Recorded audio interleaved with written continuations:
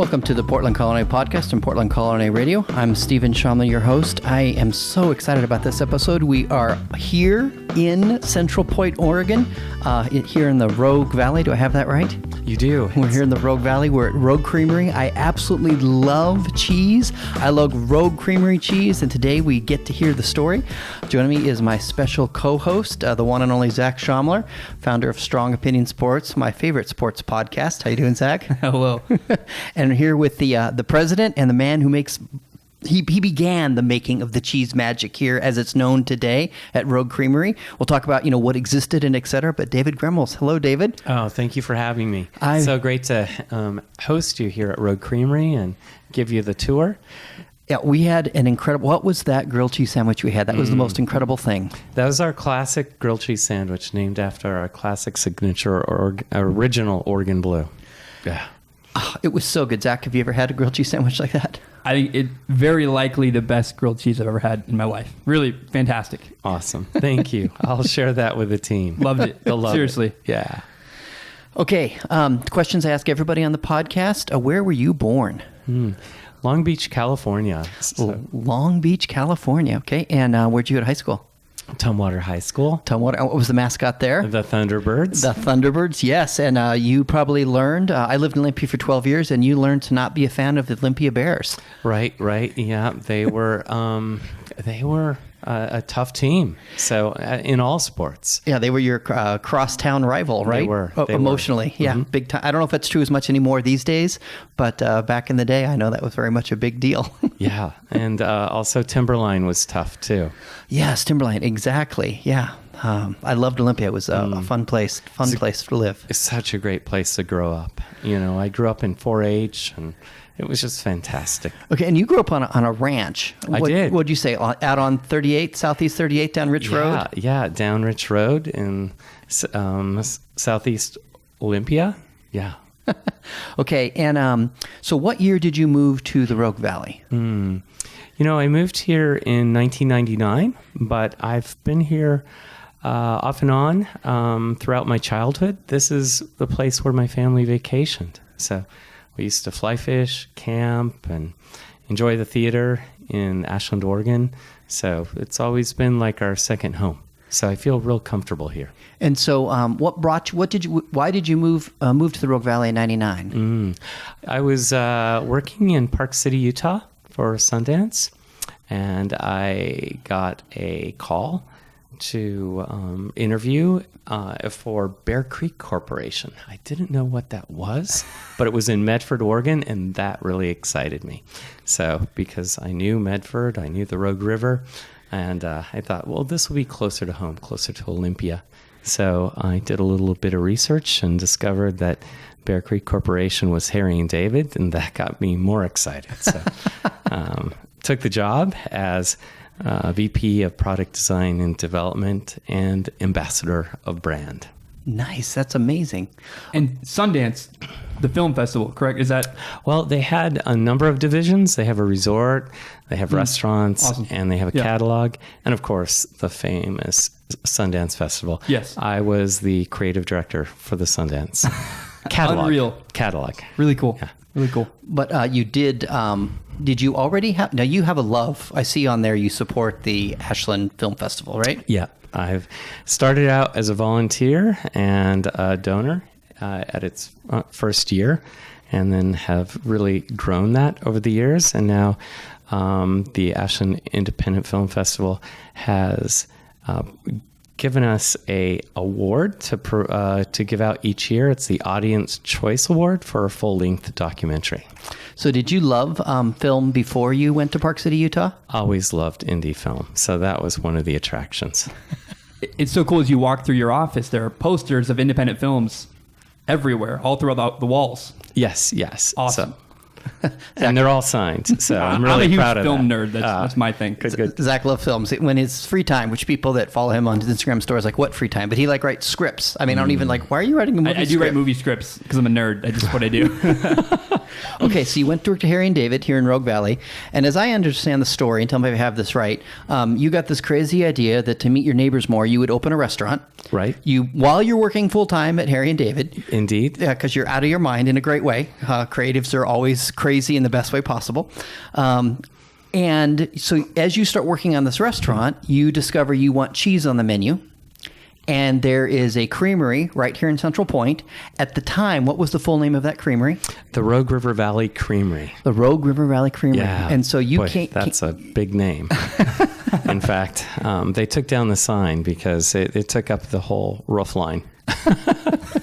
So in 2001, you're working on this restaurant idea to meet your neighbors. And, I suspect that you're a highly creative person. And it was just another creative outlet for you, the restaurant, really. It was completely a creative outlet. I enjoyed recreating its facade from what the restaurant looked like in 1905. It was called the Palace Chop House. It was a Chinese restaurant. And worked with local craftspeople to recreate the facade and just have that feeling and of that period. And also another goal was to get it on the historic registry. Nice. So you show up at, see if I got this right, Rogue River Valley Creamery. It's a mouthful. That is a mouthful. And that's 2001. It is. And so what happened when you walked in the door? Yeah, so I had an appointment with Ignacio Vela, known as Ig Vela. He was also known as the godfather of the American artisan cheese movement.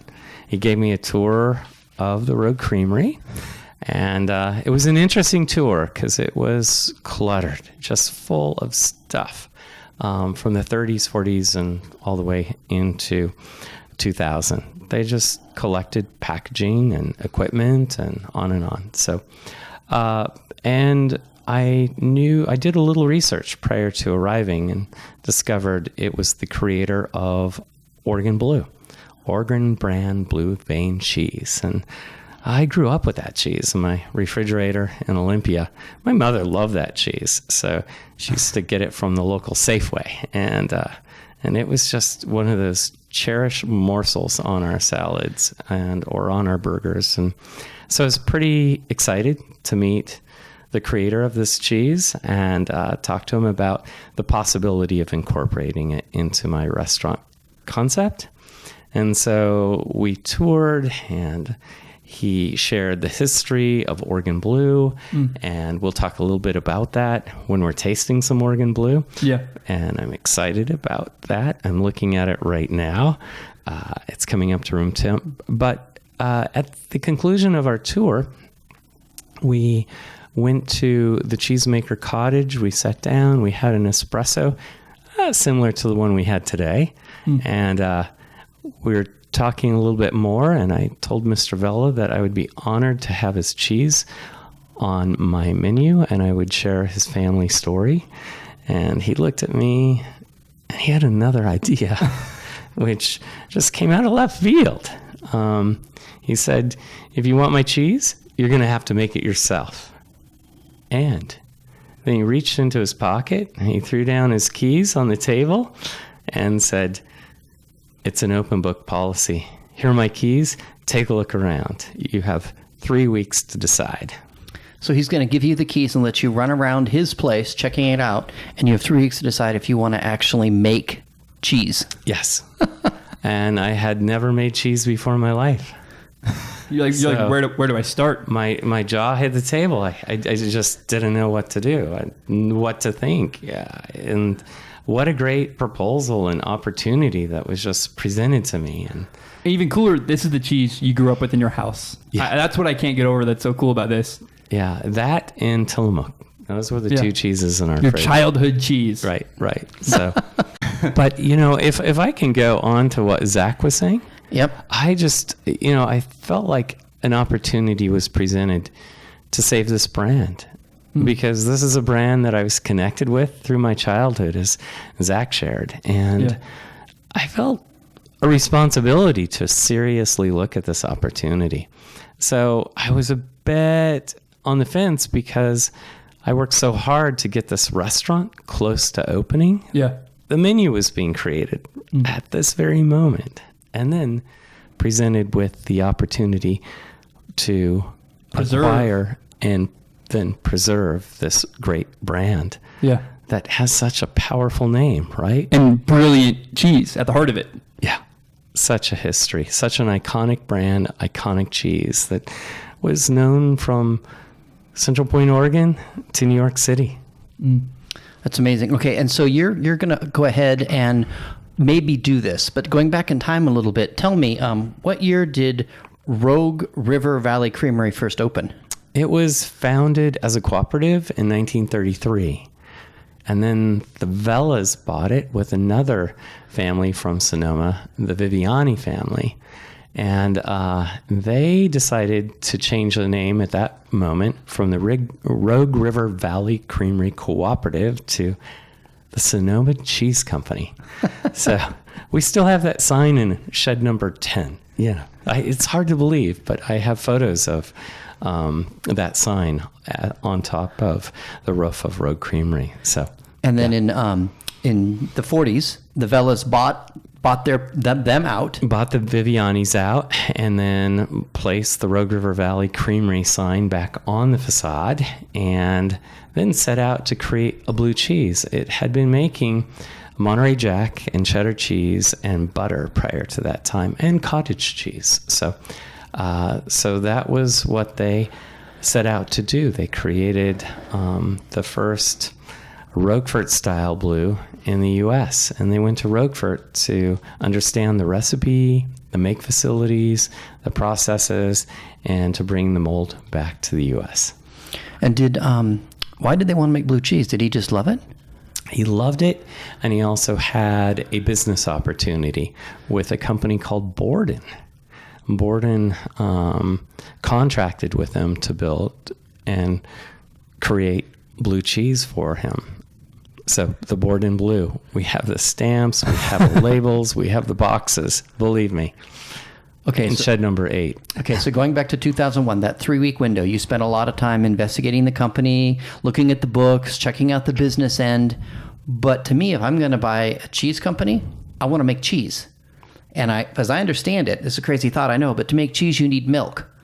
And so tell the story of how you were able to get some milk brought in so that you could make some cheese. Yeah, that was an interesting time. So I proposed to take a look around, understood the finances, understood the challenges that the company was faced with, and it's close to closure. And so I reached out to some local dairies and cooperatives.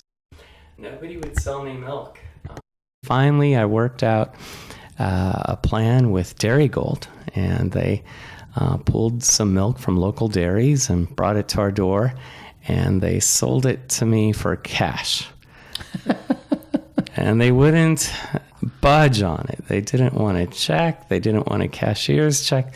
They wanted cash because the creamery was on hold at that time. So they didn't trust that you guys had what you needed. Yeah, and they didn't know me either. Yeah. You know, here's a guy who's thinking about moving forward with this creamery and wants to try his hand at making cheese with the iconic godfather of the American artisan cheese movement. And, you know, there's a lot of uncertainty there, right? Here's some kid that we don't know. Right. Okay, and did you make that first batch of cheese? I did, and it just hooked me. It was so powerful. It was a discovery at every point, from heating the milk to filling the vat to adding the cultures, adding the mold, adding the enzymes to watch the vat coagulate, and then cutting the vat by hand with the cheese harps and gently stirring that curd. It was just magical. It still is. I really enjoy this field. Okay, something amazing happened in 2003. And what cheese did that involve? That was the Rogue River Blue. And when did you start making the Rogue River Blue? In 2002. Now, I know we're going to talk about the Rogue River Blue. We're going to enjoy it. But tell us just a little bit, before we say what happened in 2003, what goes into Rogue River Blue? What's it like? Yeah, so I noticed the milk composition was different from the spring to the fall, and I felt the flavor was also different. And so I wanted to create a cheese that represented the autumnal flavors of our milk and allow it to naturally rind in our man-made caves that have been operating since the 50s. So to pick up those bacteria and thus the flavors. And I also noticed a distinctive mold on the surface, which is a Brevibacterium. That's a local regional mold that many regions have on cheeses, from Petaluma to areas of France. So it's really an expression of flavor of a region. And then I was at a quandary as to how to package it, because I wanted to preserve the rind so individuals could really experience the flavor and the regionality. So I selected Syrah grape leaves to wrap it in, but also I needed to preserve those leaves and purify them. So I felt like Clear Creek made a brandy made out of pears, which our region is known for. So I used the Clear Creek pear brandy to preserve the leaves before wrapping the wheel, thus preserving the beautifully naturally rinded surface on that wheel. And Rogue River was created. And I had a choice as to what to enter that day into the World Cheese Awards. And so I was working on some other cheese concepts, and I really felt like this would be the cheese. So you've been making cheese for a year or two now. Yes. And you decide At that point. At that point, you'd been making cheese for a year or maybe two. About a year. Wow. Yeah. And you've created a cheese yourself Yes. with 11 months, 12 months, 14 months cheese making experience that for you is incredibly iconic of the valley you love, the Rogue Valley, with ingredients that you love, that you think represents it. And you think, what the heck? I'm going to enter it in the World Cheese Competition. Yeah. In the UK, right? I think the word you use is audacious. Well, you know, Not you, my dad. I mean, it is. I think what you're saying is a stretch, and it was a stretch. But I attended the American Cheese Society judging and competition, and what I learned from that event was the cheesemakers gained a lot of knowledge from their cheeses being judged, and I felt like this is a new cheese for me. Yes. And by entering it, I'll gain some insight into where this cheese needs to go for the future. I'll get valuable feedback. Exactly. So not expecting to win or anything. Oh, not at all. I just wanted feedback to improve upon this cheese. From the best in the world, well, basically, right? I mean, Right. And I was so shocked to get a call. Okay, before you get the call, though, you used to drive up to where? To which farmer's market? The Portland Farmers Portland Farmers Market, PSU, which is a phenomenal, amazing farmers market. Right. So 2003, you are driving, and how long a drive is it roughly? Oh, it's 4.5 hour drive each way. One way, 4.5 hours one way. You're driving up there to sell your cheese, to Right. make your business go. Right. Okay. It's our number one market. That cash was important every week for milk, for payroll, for utilities. would you drive up and back in the same day? Same day. Man. After working, you drive up 4.5 hours, you'd work the farmer's market, and then you drive back. Yes. Okay, so was this fall, winter, spring you get this phone call? It was the fall. Fall. So fall 2003, you're driving back. What time would you get up in the morning? 2 a.m. 2 a.m. And what time would you be on the road by? By 2:30. By 2:30. Okay, get up, have some coffee, get dressed, out the door. Mm-hmm. So 2:30 in the morning you drive, 4.5 later you arrive. You're at the farmer's market. What time of day is it you're driving back now? About 3 o'clock. 3 o'clock. And tell me about this phone call, this epic, iconic 2003 phone call. Yeah, I get this phone call and a British accent. Hello, Governor. His name was John Farland, and he gave me a bit of a preface. He said, where are you? I said, I'm driving. He said, maybe you should pull over. I said, okay. So I did. I pulled over on Interstate 5, and he said, I have some amazing news to share. I was like, okay. And he said, we just judged your cheese, the Rogue River Blue. I said, okay. And he said, I have to share with you, the #1 judges from all over the world tasted this cheese, and it's a blind tasting, right? And it went into the best of show. I'm like, it went into the best of show? So that means it was the best of class of the style of blue it is. It's a natural rinded blue. And of course, it was an American blue, but they still didn't know that it was an American blue. So it won the category of natural rinded, and then it was up against all the other blues, which were from all over the world. Every other kind of blue cheese entered into that competition. It's now up against those for best of show. It is. And there was a debate as to where this cheese was made. So thinking it was Spain, thinking it was France, and they were so shocked. So when did he then tell you about it was entered into best of show, and then what did he say? He said, well, it was unveiled that it was an American cheese. And the judges were shocked. And they realized then that there was an American artisan cheese movement happening in the U.S. But he told you won best of show, right? After he shared his story, I just didn't quite understand what he was getting to, but it won Best Blue overall. In the world. In the world, and reserve champion of all cheeses in the world that year. Yeah. What do you do when he says that? I just sat there on the freeway, not knowing what to do. I was just blown away. In shock. I was in shock. Yeah.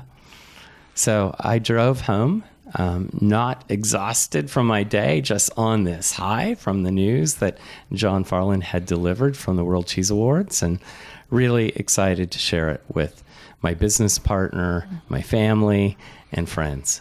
Just a huge victory for a young guy for a young cheese making, for a young creamery.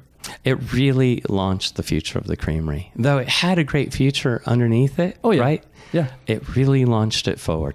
So it was helpful in establishing the new brand that I created from Rogue River Valley Creamery to Rogue Creamery, and that iconic region, the Rogue Valley. So,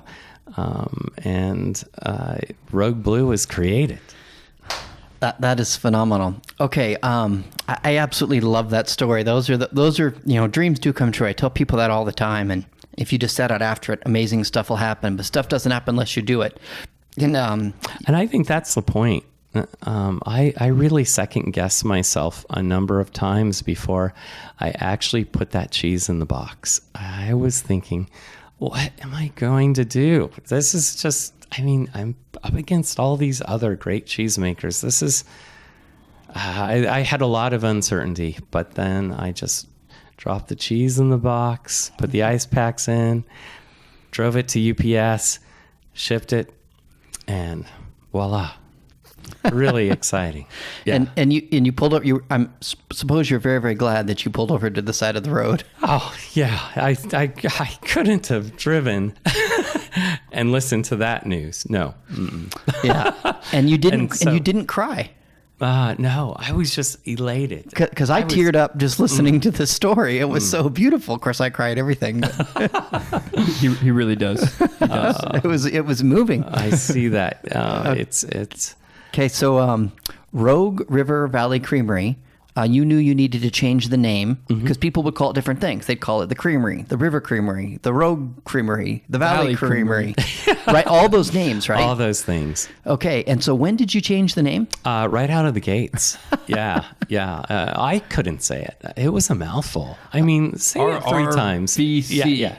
Rogue River Valley Creamery. Right? Yeah, I teach people all the time, I've got a resource I'm putting together, youcanbuildyourbrand.com, and 13 doable steps. And one of the doable steps is come up with an effective name. Like one of the things I'm so proud of, Zach, I'll just brag about my son a little bit, is, Strong Opinion Sports. That's just a great name. You know what it is. A great name. It's a great name. And I think Rogue Creamery is a great name. And so often I work with businesses and, particularly culinary businesses, and they have a name that doesn't work. And I've had the heartache a number of times of telling them, you have to change your name. It's just not effective. And you knew right out of the gate, I need to change my name. Do you have like a marketing background or? I do. Yeah. I have a marketing degree from Pacific Lutheran University.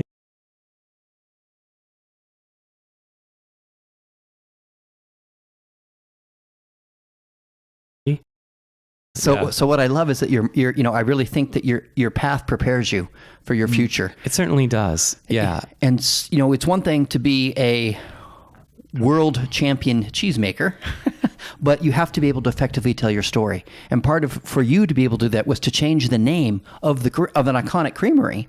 And you had the temerity to do that, the audacity to do that as well. But it had to be done because that name would have that name would have hindered your success.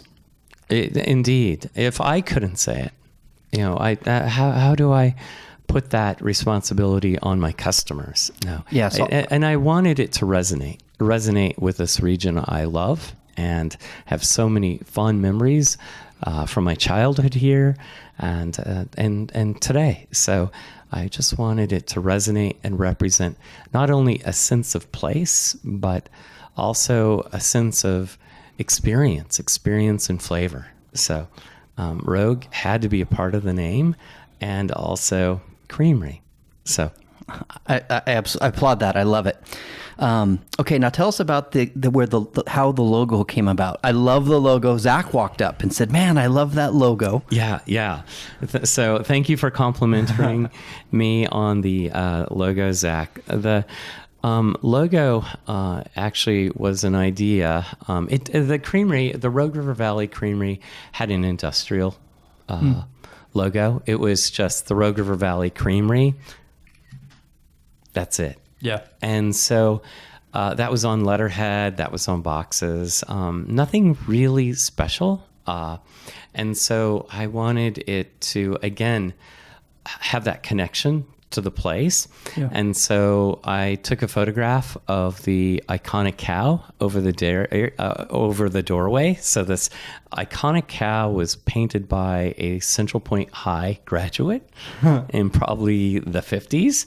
And so I photographed it, then I had it digitized and then placed on the logo. And then from there I could manipulate the movement of the cow and actually springboarding it, and really wanted it to have a connection to growth and future and prosperity and just goodness. So I decided to springboard that cow over a crescent moon, a waxing moon, a moon that's growing, and add a few stars. So there you go. It's a memorable logo. You look Thank at it you. and remember, oh, that's Rogue Creamery. And then I did a lot of research on the font, and I wanted a font that would connect to that period of time, but yet have, again, a connection to our facade. And so taking elements of that facade and creating a custom font. So I worked with a local artist who helped me do that. And you did this before Photoshop, correct? Yes. So the font had to actually be hand illustrated. I can't imagine. I cannot imagine that. Right. Yeah. It took months, Zac. You could probably do it in what? A day today. Half an hour. I hated to do so that quickly, but yeah, I mean. Yeah. So yeah, it's great. So Zac had an immediate connection to the logo. So he said, how about that shirt over there? So he's wearing the shirt during the interview. That I am. Okay.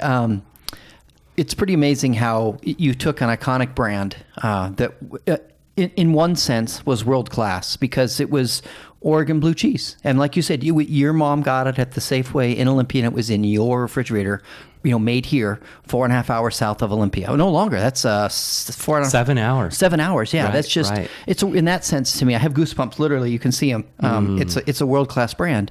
and you nurtured it and saved it. And I want people to understand the degree to which you've helped it flourish. How many vats a day were they making when you acquired the creamery in 2001? Yeah, one a month. One vat a month. One vat a month. And how many vats a day roughly do you do now?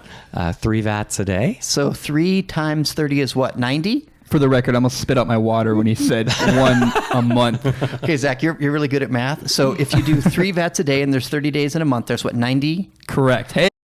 90 vats. That's like a 90 time growth. Yeah. And we're continuing to grow every day, which is so exceptional. And it's not just the volume. I want to make it clear. I'm impressed that it was a dying brand. I mean, if you're down to 1 vat a month, they were done. Yeah. And that's probably why he saw a spark in your eye of creative genius. I believe you can see it in others. He's probably saw it in you. I really think, I meet people all the time where I go, man, I don't know if you're going to pull this off. And other people, I meet them, I'm like, yes, you've got that it thing. But it's almost like, hey, could you raise my child? Right. Take care. I've nurtured as long as I can. Would you take care of it now? Yeah. And I think there was significance in his throwing down the keys. I mean, literally, I have the keys on my current key ring. And when he just threw those keys down on the table and said, take a look around, I think that was significant. It's just like almost this throwing in the towel. He was ready to retire. But also, I was able to hook him because I wasn't going to do this alone. So I actually salaried Igvella to be a part of the creamery for its future. And so he worked with me, no kidding, 360 days that first year. Wow. And he probably loved it because he saw his dream continuing. He did. He enjoyed every day. We had breakfast every day. We drank espresso throughout the day. And we talked cheese. And we talked about our distributors and customers. He went to customers with me. And we visited with customers from the Rogue Valley to the Portland area to the Seattle area. And the business just grew and flourished. That's fantastic. And one of the interesting challenges you discovered right off the bat was a challenge with the retail pricing of the cheese. Oh, my gosh. We were selling the price of Oregon Blue for less than it was costing to make, right? You're Our cost of goods were more expensive than the price that we were charging to sell it into distribution. So operating at a loss. Totally. So you had to raise the price from $5.50 to $8.50. Yes. And that's per pound. So from $5.50, that's almost doubling the price. I mean, it's not, but it's close. That's a huge leap. And what did your distributors do when you told them this great news? Oh, they were great news. They saw it differently, and they just said, no, this isn't going to work. So you lost all your distributors I lost the same. My entire distribution. But again, jumping in my pickup and Igvella in the passenger seat, we would go up to Portland and Seattle and talk about the Oregon Blue that we are creating and talk about the price. And Ig would frankly share with them that I didn't have deep pockets. His father did. His father could operate the business at a loss, and I had to make a go of it. So essentially, he was asking them to jump on board and support me. So having that mentor in my life at that moment was huge. So he said, I vouch for you, this guy. Right. And you go meet them, talk to them, shake their hands, get to know them a little bit, and build those relationships. Right. That's, right. And you've won since then all those distributors back. Yes. Yeah. And our business has just grown leaps and bounds with our local distribution. Yeah, so. And I don't want people to misunderstand when I said the growth. Not only did you're making 90 times more cheese, but the cheese is, how many types of cheese do you make here roughly? About 15 recipes. 15 recipes. Yeah. And you've got 2 more in the hopper in the works. 2 more in the hopper. They'll come out in the next 2, 3, 4, 5, 10 years eventually. Yeah. Because you're creative, so you come up with stuff. And we are about perfection here at Rogue. So, have an idea, but I want it to be consistently delicious, at least 10 times before we put it into the market. Well, when you introduce the next one, whenever it is, I want to come back and do a special episode about that cheese, because that'll be a lot of fun, the newest Rogue Creamery cheese. But then you've won a lot of awards since. I mean, behind me, up on this wall, are all these awards. So it's not just you're making more cheese, you're making more amazing award-winning cheese, both quantity and quality. Right. It's about that consistency. And, this is a company dedicated to creating handmade cheese. In our tour today, you notice all the vats are open vats. So we're working with that cheese in the vat. We're working with the curd. We're hand dipping the curd out of the vat into hoops. And so it's really a combination of art and science brought together at an artisan level that is creating the delicious cheese that is also magical. And that magic comes in the aging caves here, the caves that I've worked so hard over 2 decades to preserve. I love your dedication to making sure it's to perfection before you release it. I understand I make videos and make podcasts, and wanting to have it just right, and because it's your reputation, you're proud of it, it's your pride and joy, and wanting to get it to perfection before putting it out there is something I really respect, that a lot of people don't have the patience or the discipline to do. And I just really admire that quality about you. It's really, really cool.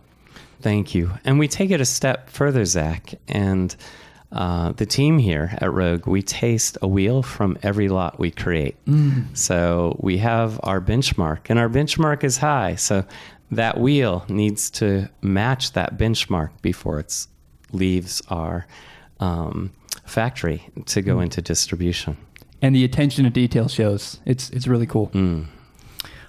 Okay, I think we should eat some cheese. Oh, let's do it. That's what we're here to do. Yeah. So we have 6 cheeses in front of us, and I think we should start historically and start with cheddar. We created cheddar, started in 1933, and it has continued to flourish as one of our top cheeses here. And we'll start with the first cheddar, which is handmade, hand milled, and it is hand cheddared and aged to 1 year, and it's called the Jefferson cheddar. So delicious. Iconic, obviously, brand for this region, right? So thank you. Yeah, and so all of our cheeses, I should know, are organically certified, and our herd is humanely certified, and we're also a B-Lab corporation. You care about doing it the right way and leaving a good impact on the environment, it sounds like. I mean, yes. The way you live your life, the cars you drive, everything you do is very careful and very, you take care to do it the right way. And doing it, and I have a commitment to do this for future generations and for the future of our planet. So, I love that. And I wasn't as concerned with certification in the beginning because I was selling my cheeses in Oregon and Seattle, right? The Northwest is where I'm rooted. People knew me. But as our cheeses were being sold outside of our borders, that's where the questions came. How do I know that you're making your cheese organically or sustainably? Yeah. How do I know that your herd is humanely cared for? How do I know you have a commitment to the environment and your community, and you have those social justice? They don't just take you on face value, and they don't just trust your word. They want a certification to prove, right? That's right. kind of, yeah. So that's when I stepped up to getting the organic certification by Oregon Till. Yeah. And getting the B-Lab certification and getting the certified humane by Validus. So all of this just, again, reinforces the great work that the team is doing here every day. Awesome. Okay, if someone wants to get some Jefferson cheddar, what should they do with it? What's a good option? What are a couple good suggestions? So the question again... what would someone do with it? They're going to buy this cheese. They don't know cheese. What's a couple good uses for it? I would just eat it. It's a great table cheese. That's what we're doing right now. Okay. I love this cheese. I do too. Okay, what's the second cheese we're gonna? Isn't it? It's sweet. It's approachable. There's that wonderful bit of acid at the end that I want makes some cider with it. Is what I want. Oh, that would be glorious. Cider, a pale ale would be phenomenal. A Sauvignon Blanc would also be lovely with this cheese. Yes, too. it would. Okay, there you go. We've given people 3 good options. Okay, what's the second cheese we're going to be talking about? This is chocolate stout. So I first started making cheddar. Yeah.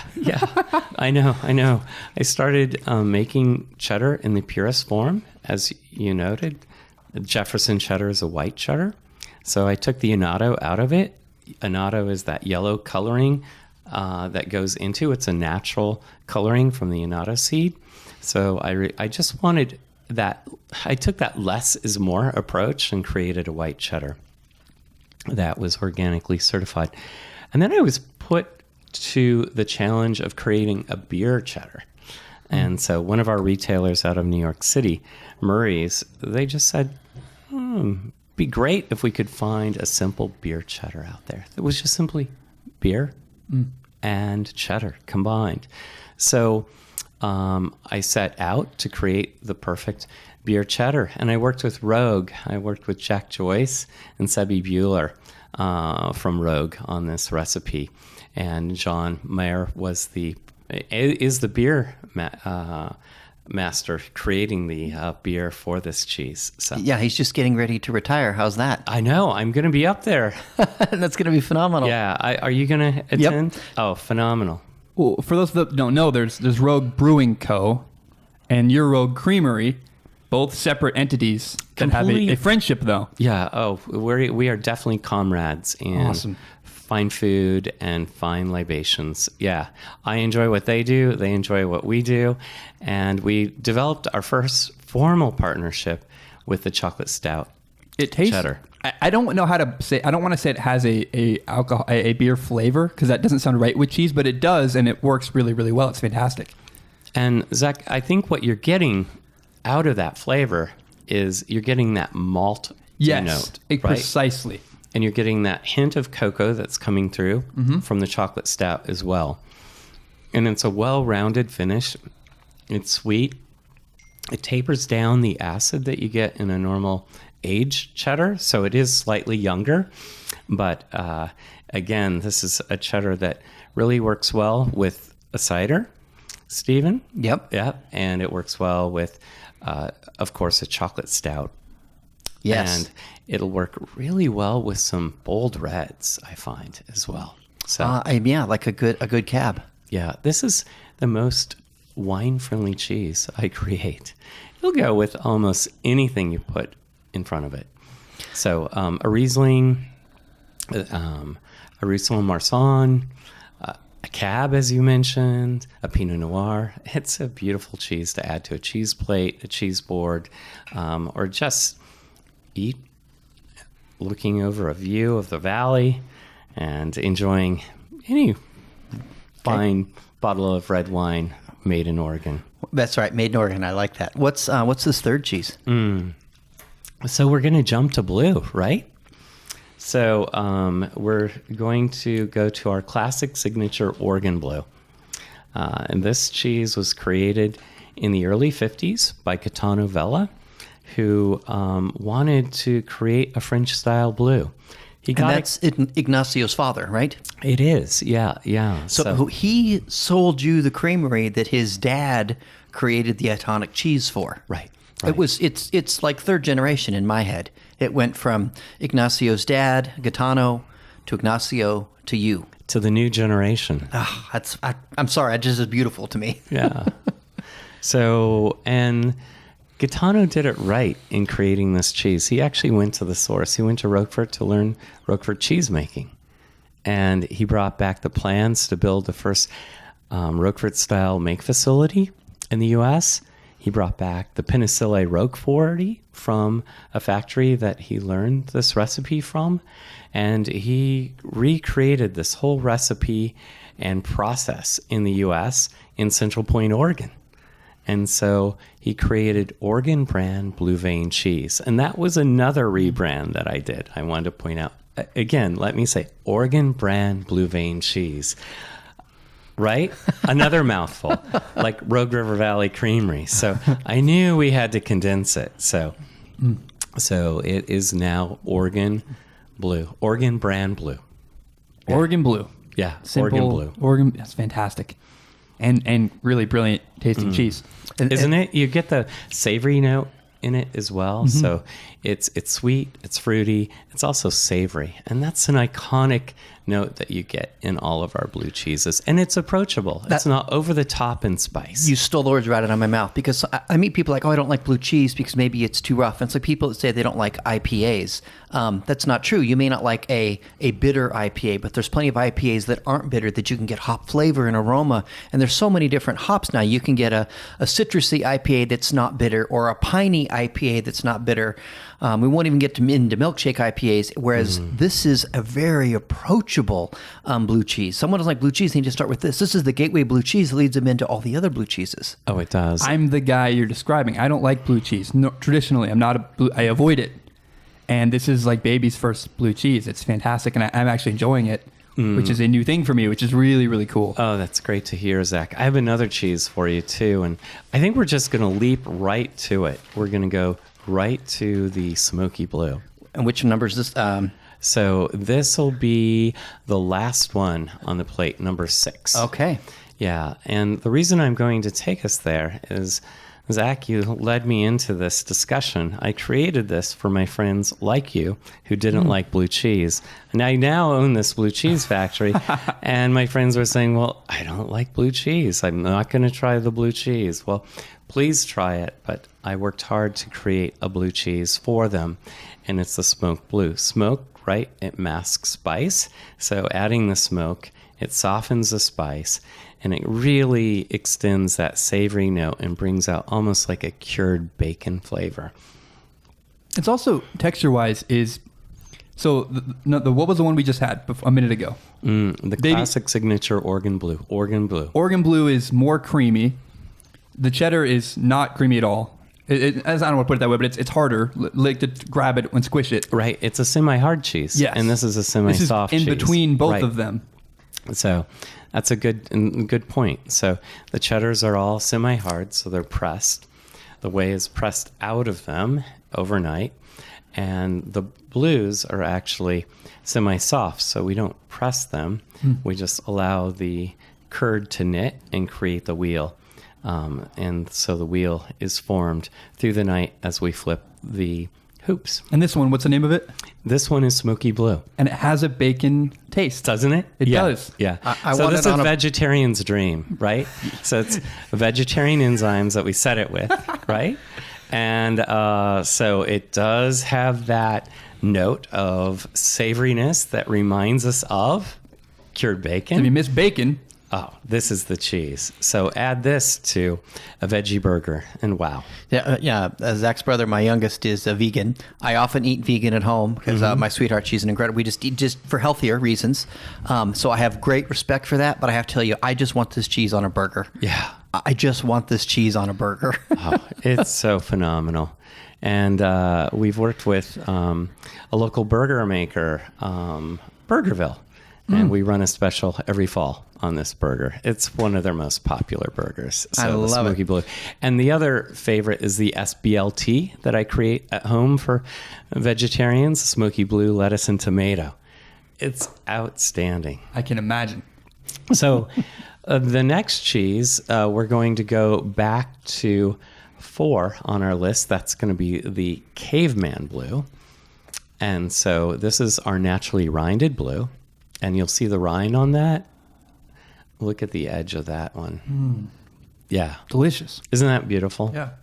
Tell the story, how long it took you to create this. This took about 10 years to create. In creating a cheese, I want that cheese recipe to be perfect and consistent. So it took about 10 years to perfect it. And it was really creating an aging environment dedicated to this cheese. So it's our Caveman Cave. So it's higher in moisture, slightly higher in temperature than our other caves. And it really is designed to nurture the rind, which is made up of molds and funguses that are in the environment that have been existing in that environment for about 70 years. And so the cheese creates its own relationship with that environment, and thus these molds and funguses in that environment are really a reflection of that relationship a cheese has in an aging environment, and you can taste it. You get that sweetness, that hint of vegetal flavor at the rind. You get that mushroom note. So you get a lot of umami that comes through this cheese, but also it finishes sweet and buttery. During that 10 years, how frequently would you make? I mean, I imagine if I'm a painter, right? I'm on my weekends when I have free time, I'm working on this painting. Let's say trying to finish it, for example. How frequently was this cheese being made on the side to try to get it ready? So the cheese is aged to perfection about 4 months. So about every 4 months. So this one didn't work. Let's do it again. Right. This is an incredible cheese. I just want like a big spoon. Oh, yeah. But what else could someone do with this cheese besides just enjoy it as it is, which I think is like it's perfection. Yeah. So a number of chefs will slice it into a wedge and place it onto a steak. Yes, exactly. And it is just such an iconic cheese for finishing a steak, finishing a portobello mushroom. Yeah. Just melt over the top. Yeah. Oh. And it's also ideal as a standalone on a cheese plate with preserves or honey. So think about a cherry preserve, a plum preserve, or an apricot preserve would be ideal with this, or a local floral honey would be ideal. Okay, as and well. and I noticed, and we'll talk about how people can come here to Central Point to have their own Rogue Creamery experience. But you have a tasting room which has a shop, Right, our historic cheese shop. And I saw on there, I was so excited, some Mount Hope. It's jam and jelly in my head, but because there's not enough sugar in it, the government won't let them call that, but it's a fruit spread.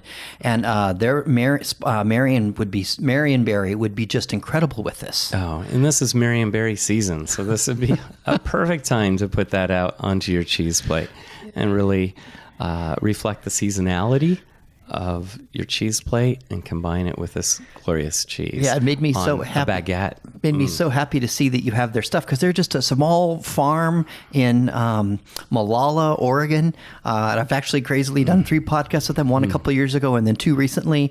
And to see their stuff, it just warmed my heart. I thought that was fantastic. Okay. That's wonderful. We're really committed in our cheese shop to family farms and small businesses that are doing the right thing. Yep. And are a force of good and also phenomenal flavor. So, okay, so what's this 5th and 6th cheese, number 5 on my list, because we skipped around. But what's this last one we're going to try? This last one is Rogue River Blue. So this is that iconic cheese that I created out of the gates and then entered in the World Cheese Awards in 2003. What is this rind? This is a natural rind, but what you're looking at is the Syrah grape leaf that is handpicked at a biodynamic organic vineyard, Cowhorn Vineyard. And then those leaves are soaked up to nearly a year in pear spirits that we create that are also organic. And then the wheel is finished with these leaves. So we put about 7 wheels around each. We put about 7 leaves around each wheel, and then tie those off with raffia that is also soaked in the pear spirits. What's raffia? Raffia is like a grass, and it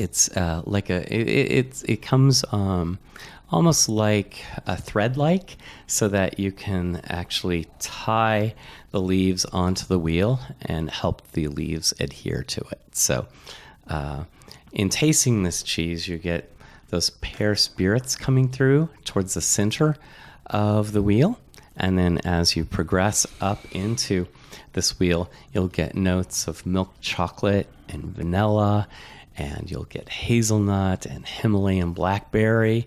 And as you get to the rind, and as you lift up the leaf and look at that rind, you're going to get a little bit of warm tones from beige to a little hint of pink, and some spots of brown, and some blue-green from the Pinot Soleil Roquefort, and you'll get those cured bacon notes that we're known for as well. So There's a crunch. yeah, those are lactic calcium crystals. So as our cheeses age, those crystals form.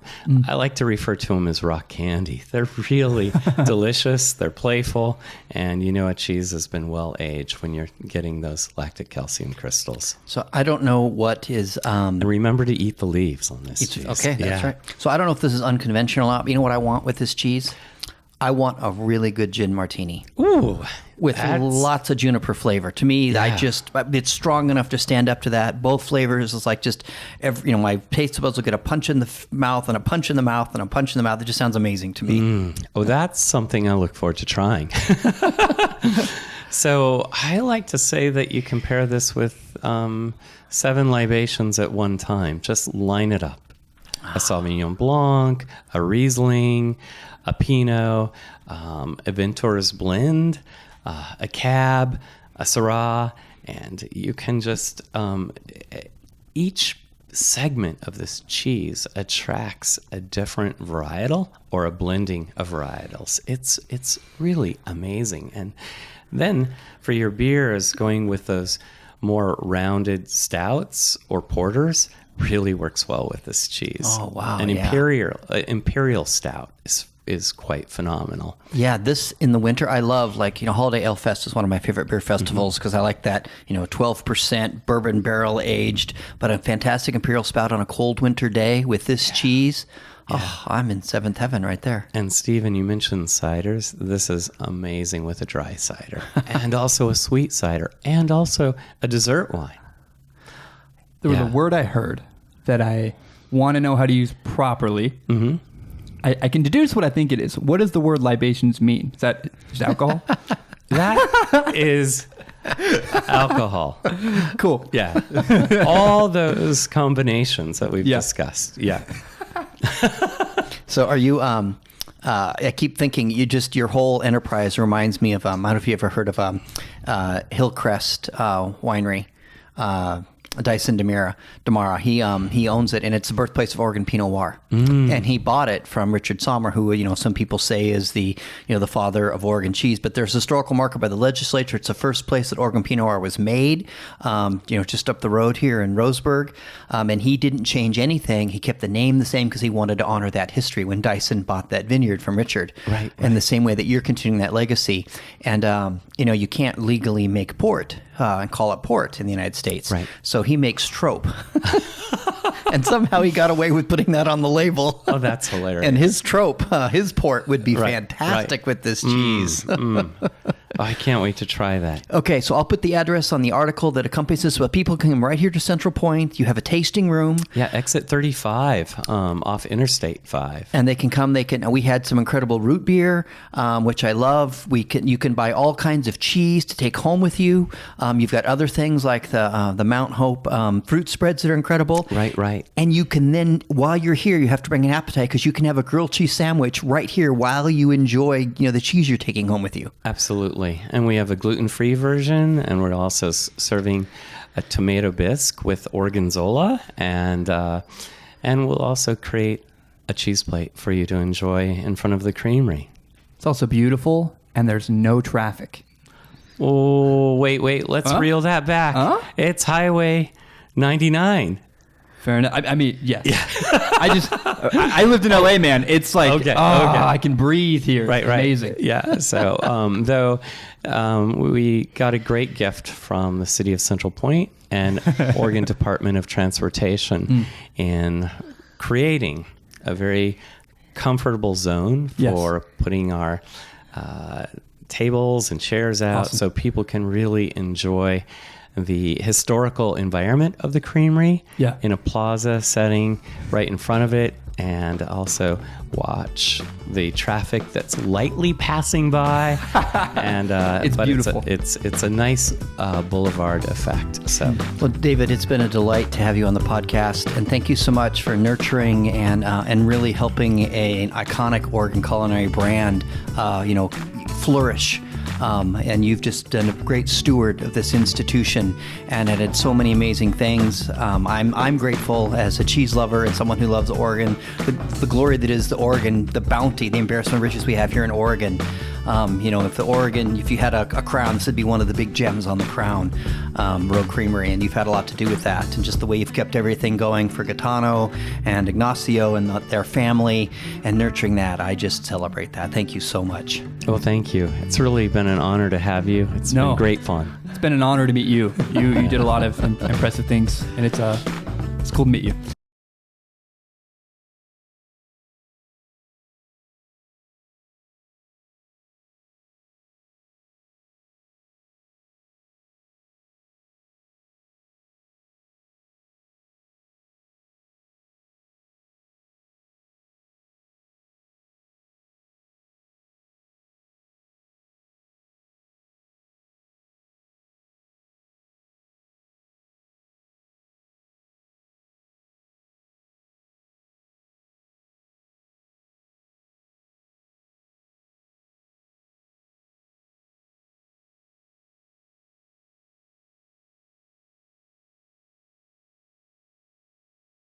On that note, cheers, everyone.